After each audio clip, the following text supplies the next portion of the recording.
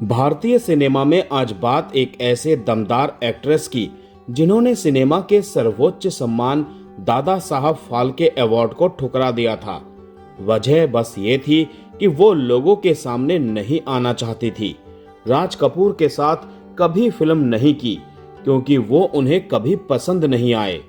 कहानी आज सुचित्रा सेन की, जिन्हें सिनेमा का इंदिरा गांधी कहा जाता है। दोस्तों, वीडियो में आगे बढ़ने से पहले प्लीज मेरे चैनल को सब्सक्राइब करके बेल आइकन को जरूर प्रेस कर दीजिएगा। तो चलिए दोस्तों, वीडियो को शुरू करते हैं।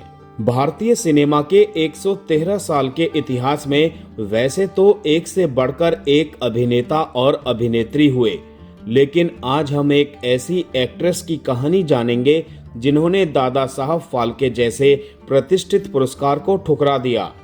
वो जिनकी खूबसूरती, दमदार अदाकारी और शालीनता के सब दीवाने थे। एक ऐसी एक्ट्रेस जिसकी तुलना तत्कालीन प्रधानमंत्री इंदिरा गांधी से होती थी। हम बात कर रहे हैं बंगाली और हिंदी फिल्मों की महानायिका कहे जाने वाली सुचित्रा सेन की। 6 अप्रैल 1931 को ब्रिटिश भारत के बंगाल प्रांत में उनका जन्म हुआ था। बंगाली फिल्मों से 1953 में एक्टिंग डेब्यू करने वाली सुचित्रा जब विमल रॉय की देवदास में पारो बनकर पर्दे पर आई तो जैसे हर कोई दिल हार बैठा। वो देश की पहली एक्ट्रेस थी जिन्हें विदेश में अवार्ड मिला। ये भी कम दिलचस्प नहीं है कि कैरियर के टॉप पर पहुंचने के बाद उन्होंने अचानक एकांतवास ले लिया, वो भी 36 साल का। ये वो दौर था जब उन्होंने सत्यजीत रे और राज कपूर तक की फिल्मों को ठोकर मार दी थी। सुचित्रा सेन को सिनेमा की दुनिया में इंदिरा गांधी का पर्याय माना जाता था। इसकी वजह थी गुलजार की फिल्म आंधी, जिसमें सुचित्रा सेन ने एक शक्तिशाली नेता आरती देवी का किरदार निभाया। यह फिल्म 1975 में रिलीज के कुछ ही हफ्तों बाद इमरजेंसी के दौर में बैन कर दी गई थी, लेकिन इससे भी पहले 1955 की फिल्म देवदास में जब वो डायरेक्टर विमल रॉय की पारो बनकर आई तो पहली हिंदी फिल्म से ही टॉप एक्ट्रेस के तौर पर शुमार हो गई। सुचित्रा सेन अपनी इरादों की बड़ी पक्की थी। उस दौर में जब हर कोई राज कपूर के साथ काम करने के लिए बेताब रहता था, सुचित्रा सेन ने शोमैन के साथ कभी काम नहीं किया। इसकी वजह खुद राज कपूर थे। सुचित्रा सेन ने एक बार बताया था कि उन्हें राज कपूर एक इंसान के तौर पर पसंद नहीं थे, इसीलिए उन्होंने उनकी किसी भी फिल्म में काम करने से मना कर दिया था। सुचित्रा सेन हिंदी फिल्म इंडस्ट्री में तो टॉप पर थी ही, बंगाली फिल्मों में उनकी तूती बोलती थी। उन्होंने एक्टर उत्तम कुमार के जिन बंगाली फिल्मों में काम किया वो क्लासिक कल्ट बन गई। साल 1963 में मॉस्को अंतर्राष्ट्रीय फिल्म समारोह में उन्हें फिल्म साथ पाके बांधा के लिए बेस्ट एक्ट्रेस का सिल्वर अवार्ड मिला। ये पहली बार था जब किसी भारतीय अभिनेत्री को विदेशी जमीन पर सम्मान मिला हो। साल 1972 में भारत सरकार ने उन्हें देश के चौथे सर्वोच्च नागरिक सम्मान पद्म श्री से सम्मानित किया।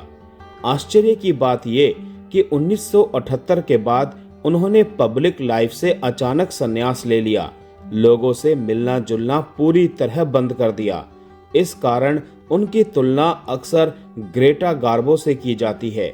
साल 2005 में सुचित्रा सेन ने देश के सर्वोच्च सिनेमाई सम्मान दादा साहेब फाल्के पुरस्कार को भी सिर्फ इसीलिए ठुकरा दिया क्योंकि वो लोगों की नजरों से दूर रहना चाहती थी।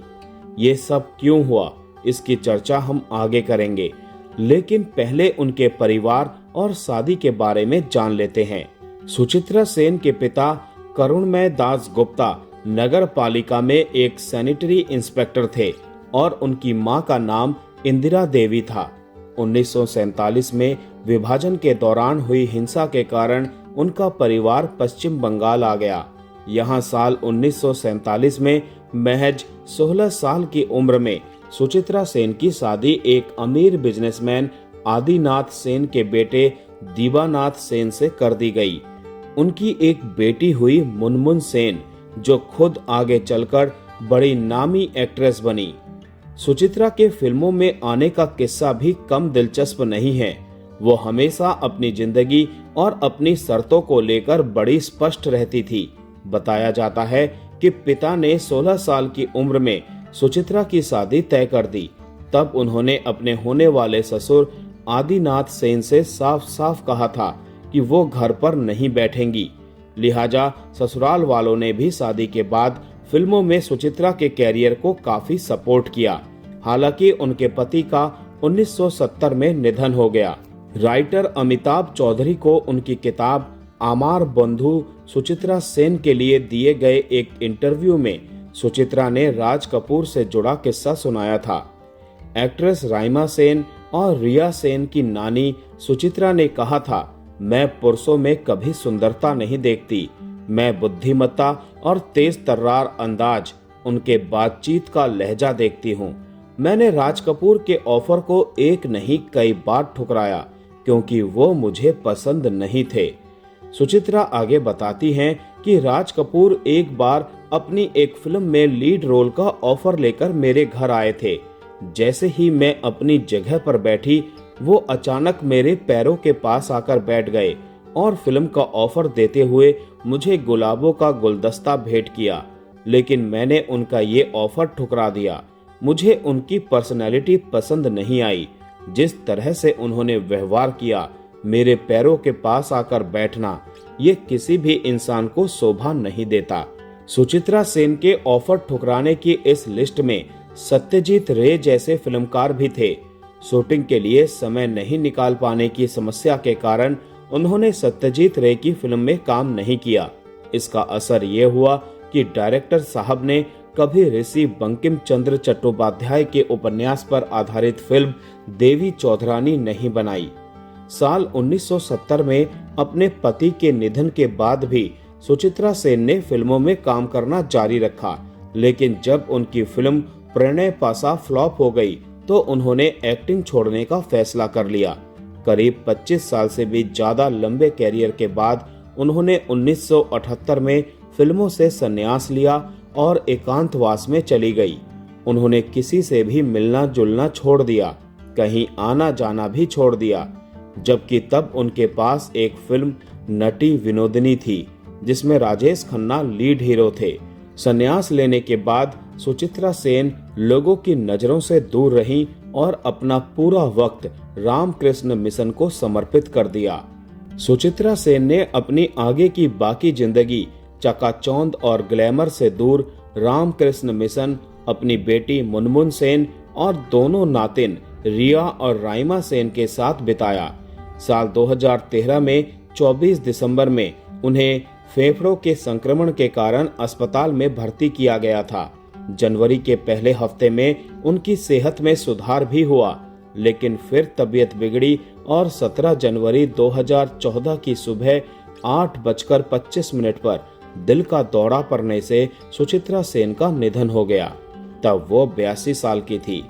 इस महान एक्ट्रेस के निधन पर तत्कालीन राष्ट्रपति प्रणब मुखर्जी, प्रधानमंत्री डॉक्टर मनमोहन सिंह, बांग्लादेश की प्रधानमंत्री शेख हसीना और तब बीजेपी के प्रधानमंत्री पद के उम्मीदवार नरेंद्र मोदी ने भी शोक जताया था।